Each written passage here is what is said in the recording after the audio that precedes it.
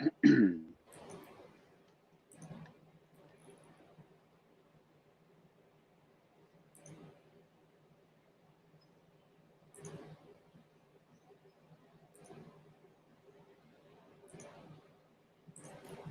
there, it's David Gordon from TheaterMania here. It's Friday, July 17th.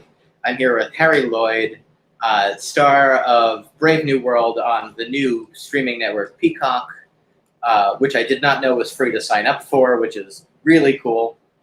The show premiered this week when the streaming platform debuted. Hi, Harry. Hi, good evening. Hi, David. How are you? I'm good. Yeah, the weekend has begun. The weekend has begun, and your new show has debuted. How do you feel this week, knowing that it's live and people are finally seeing it? It feels good, finally. I mean, it's been a while since I first read this script early last year. From going from something that I could not picture when I read it, I was like, yeah, good luck with that. And then going through the whole journey of making it and doing all the post in lockdown, from doing it literally here in my loft, did most of my ADR. And now finally it's out, and with everything happened, was it going to come out? And there was no Olympics, which was meant to be the big kind of launch pad for this new streaming thing. So everything's different, but it's out and it looks as good as we want it to. And I'm just really excited to talk to people who've seen it. It's a funny old bag of all sorts of stuff. I love it. Yeah, I love it too. I'm a sucker for this sort of thing. Great. And it looks beautiful. It looks really cool. Like, it just looks really cool. I think they spent a lot of money on cool. They Yeah. had a big cool budget for sure. What did you know about Brave New World, the novel, before taking on this project? Shamefully little. Yeah, same. For someone who studied literature till into my 20s, I never really got into it. I never even looked at it. I knew the title came from The Tempest. Mm-hmm. I didn't know that's because in the book, John only has access to other cultures through Shakespeare, and quote Shakespeare as a kind of paradigm for emotion and eloquence ultimately. So we don't have that, but we take the name, and it is a kind of an ironic name, Brave New World. It's not really brave. These people do everything to avoid any kind of conflict, right? And they're completely repressed and suppressed, happily. And in a way, it turns out it's not so new anymore, because we kind of, in some ways, headed the same direction. Yeah. So it's a funny title. How did you get did they just send you the script the way you normally get scripts for things? Basically, long story short, yeah, I read it, having not read the book. I read 2 episodes and I was like, yeah, how can I get into this? Yeah. Bernard, sure, yeah, absolutely. So I mugged up and I went in and I happened to be in LA at the time. I was filming Legion. And so I went in and met, auditioned, and then, long story short, eventually got it. It's been such a fun journey. For something so serious and epic, it's really not. It's a silly story in a way, and it was such a fun experience. I feel guilty about that. You hear the title, and you just think about like your school days. You know what I mean? Like, you think about like, this is a book that they're going to make me read in high school or college or something, and it's going to be boring, and they're going to analyze it to depth. And then when you're watching the show, it's like, oh, it is the polar opposite of that, for me at least. You don't need any prior knowledge to watch and enjoy the show. The plot takes care of you. The plot of the book is somewhat circuitous and short-lived. We definitely plant some seeds that could take us even beyond the book if we're lucky enough to make some more seasons, which I really hope we can. Yeah. So yeah, and it takes the same ingredients, and it allows the characters to kind of lead it and make mistakes, and actually we're following them emotionally. We're trying to connect with these people who are learning to connect with themselves. And in the book, it's taken from a bit more of a distance, and we're looking at it and we're allowed to judge it a bit more, and it's a bit more sardonic. I think as it's satirical, but it's emotional too. How did tell me about the filming process and what that was like for you? The filming process was brilliant. Again, like like Game of Thrones and all these big world building shows, counterpart. You get the scale of these sets they're building and these design concepts and these arcs, and you're also getting directors and scripts that get right down into the nuts and bolts, and an art department that you can pick up stuff and move around the room, and it's a wonderful arena for little bits of surprises to happen within a quite hardy story. And that's what I loved about it. We felt super safe on these wonderful sets, and once we learned how to use the toys and the summer dispensers, it's just you have a lot more tools for the scenes. You can draw on this imagined world that we're building every week, and the more used to it you get, which kind of actually follows the arc of Elise Bernard's character. By the end, he's even more adept at manipulating it, and it was just a great bunch of people. Yeah. I mean, that cast, and I'm going to pull it up just so I don't really forget anybody, but that cast is Jessica Brown Finlay, Alden Ehrenreich, Demi Moore. It's like what a cool group of people to just see doing this like crazy thing. Yeah, I know, and that's because there's a silliness to it. Day 7, you go to the pleasure gardens and you film this kind of strange orgy, and you have. I don't know. You've only seen episode 2. You have surreal scenes and surreal nights for sure with surreal people who you are in awe of, who you learn a lot from, and who are all playing at the top of their game on like a real niche but massive project. So that's a very exciting environment. How did this compare to doing a show like Game of Thrones? Well, it was. I guess a lot of the best things about it were similar. Yeah. The main difference for me is that I was one of the kind of main parts in Brave New World. Us 3 are kind of it's this triangle ultimately at the heart of it, and so and Game of Thrones was my first tiptoe into big American TV, and in itself was unprecedentedly big American TV. Now that's kind of set; it's now a genre, and I've been dabbling in it in a few years, doing a lot of quite cool, sophisticated American TV on quite big scales. Yeah. Which I think because of the crowded marketplace, not a lot of people are seeing, frankly, especially over here. So for this one, I like the fact that it's on an even bigger scale, and that it's also the honor of launching this massive platform. So a lot of people are invested, and I hope, and I know we've got the support of loads of people behind us. So that feels really good, and also that I'm a bit more involved. Yeah. I'm not one of 20 people really excited to go to work.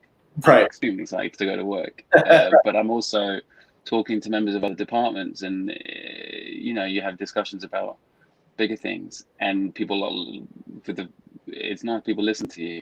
I felt very listened to and collaborative, and it was just a really fertile working place. It must be so nice to just really enjoy going to work. Yeah, it doesn't always happen. I mean, acting, like any job, there are good days and bad days. I know there are days that sometimes there are just Tuesdays, there are just Tuesdays. And it's rainy and you're in Cardiff and whatever. The scene's not going right. But the majority of the time on Brave New World, there's a new set to look at, or this you have a costume fitting in your lunch break, and you have a talk to Susie, designer, about what Bernard's going to wear to this party, and you think, oh, that's fantastic, sure. It was never a dull day. I can't imagine what it must be like to walk onto one of those sets and just see it for the first time. It's great. I wish everyone could try it. I mean, it's a kind of Universal Studios experience. It's for real. I remember the first time I was on a film set when I worked on one when I was about 15. It's a magic place. Like, all these people are working for the stuff that's just going to fit in there, and they're just filtering all this stuff so they can control that. Yeah. And the fact that there's a lorry 2 blocks that way generating power so you can move that crap. I'm like, are you kidding me? This is how they do it. Isn't that something? And rather than turn me off and be like, that's ridiculous, it turned me on, and I was like, all right then. Whoa, it's just a lot of hard work. That's the magic. Okay. We're getting a lot of Counterpart fans in the comments. Just people telling you how good you are in Counterpart. I love Counterpart. I'm so proud of it. What a pleasure. A question from a viewer. Bernard is one of my favorite characters from the book. What's your favorite thing about him? P.S. You were so good as Peter Quill in Counterpart. Thank you very much. What's my favorite thing about Bernard? I mean, there's a puppyishness to him that I didn't bank on. I didn't really prepare for. That came out during the filming. That I definitely indulged. And there's something about him because he's so awkward and he tries really hard, but he doesn't get it right, and he's got these really strange new convictions, but he's not always brave enough to follow it through, and he's somewhat boyish, and that at least he comes back with his tail wagging because he really wants to get it right. Without that, I think he would be tricky to follow for 9 episodes. So that's one of his core values, puppyishness, which I enjoyed that. I have a question for you about some of your theater roles. Great. I know you did Little Dog Laughed. I know you've done other things too, but you were in a production of A View from the Bridge in the West End. Was that the one with Ken Stott and Haley Atwell? Yeah. One of the best things I've ever seen. Truly one of the best things I've ever seen. Really? Yep. Wow. It's my favorite play of all time. It's a great play. And so I was in London, I was in college, I was doing a study abroad while it was running. And I was like, oh, I need to see that. And I like day seated it, and I got there, and I was like, it was one of the, and I see a lot of theater, but it was one of the shows where I like had to sit in my seat afterwards. That's great. Because I needed to like think about I know exactly what you mean. I've done that. Yeah, for sure. Dude, that's fantastic. Thank you. I don't have a question. I don't have a question about it. I just wanted to geek out and tell you that. I probably don't have an answer. I love doing that. It was the biggest. It was the most vocal reaction I've ever given to landing a part. Really? Yeah, because there was something about it that I had to turn down this other part in a play without knowing if I was definitely going to get View from the Bridge, because I really wanted it. And I think it was something to do with the fact that, I mean, this is like 2008. It was about the time that Obama got in, I remember. So it was heady times. Yeah. But it was about the fact that I'm not Italian. I'm not a flamboyant guy who likes to sing. I don't have a lot in common with Rodolfo, this blonde Sicilian immigrant. So if I can pull this off, if I can even get in the door of this, that's just some acting there. I don't know what else you can call it. And I really thought that gave me so much confidence. I'm like, I could do that. I could do all sorts of stuff if I can make people believe that. So the fact that it's wrapped up in a production that is not imbalanced by some dodgy Italian, and that you were swept away by it, again, it fills me with massive pride. Yeah. I'm so glad. I'm trying to remember, because I know the Ivo Van Hove version had like the box that rose. If you saw that version, was there something? See it, but... Oh, was there something similar in that version? Was there like buildings that rose? We had the facade at the corner of a tenement building with the front door, and then that lift, and then you can see the kind of hallway, and then the living room of the Carbonis. I wish that production came to New York, but we had one right after it. Like there was one that opened a year later. I think it was the same. Actually, I don't know what was. No, it wasn't. It was the Scarlett Johansson, Leah Schreiber one. Yeah. Anyway, I liked it. Sorry, I could get a better View from the Bridge, and that production. Oh, go and read it. It's great. I mean, all lots of his are great. That is great. Do you have a preference for theater or film? No, I'd like to be able to do both and other things always, greedily. Yeah. No, if I had to choose in some like strange situation, I don't know. I don't know, frankly. I really think they help each other out. I think now there's a generation of people who've always done both. The generations of British actors before me all came from the theatre. And then there was this in-between generation. Someone like Mark Strong would have started in the theatre, then did a decade of TV, and now is doing films, and now can do all of them. And there's that kind of 10-year, 30-year progression. In our generation, it's a bit sped up. And there are people who start making movies in their 20s. But there's quite a lot of us, I think, who it's just hopefully more employable.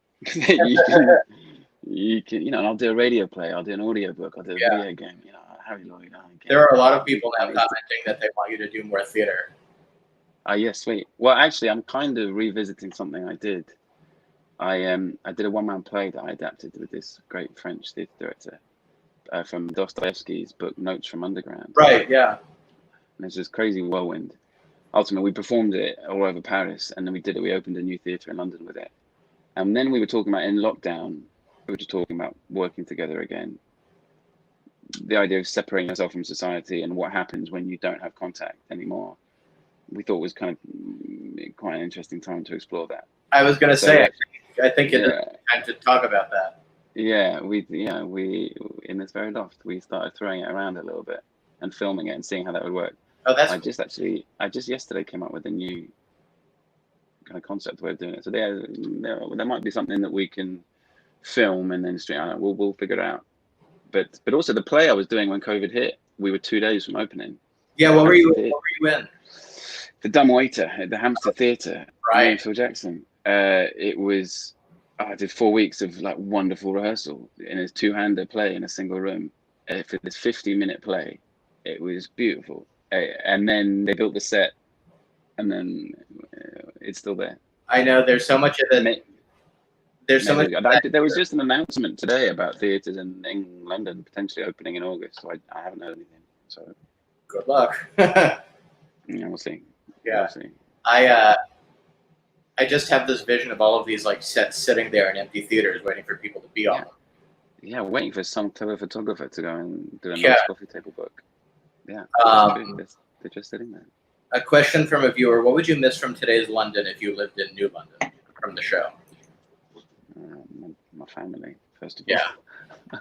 I mean, let's just take that as a given. Right. My dog as well. They don't seem to. We talked about this because my dog Zoe was with me quite a lot on set. My wife had the baby, so I took the other one, and I didn't get her into the Savage Lands, which I should have done. And then back in New London, we talked about it, and there don't seem to be any dogs. And I kind of asked the question, what happened to all the dogs? And no one really gave me an answer. You know, I was like, if there are flowers, there must be insects. You know, there's some kind of ecosystem here. I think I saw a bird in one of the shots. And people kind of looked a little askance and shuffled away from me as I kind of handed them Zoe when I went into the scene. And that's how you got in trouble. She was the only dog in New London. I don't think you can see her in the final cut, but she was always just off camera. Also, can you drive an auto car in real life? I can. Yeah. No, I didn't pass till very late.